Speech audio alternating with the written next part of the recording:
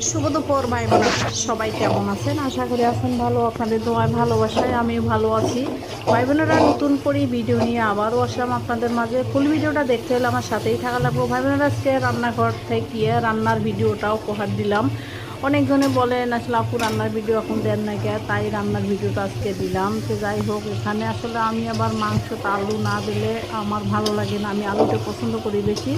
তো তাই অল্প স্বল্প করিয়ে রান্না বান্না করতেছি আজকে। আর অন্য অন্য তরকারি রান্না করব, এই মাত্র এই তরকারিটা প্রথম শুরু করলাম। তো যাই হোক, আসলে এই হাত দুটো দিয়ে যতক্ষণে যেটা কাজে হাত দেবো সেটা কাজে হবে।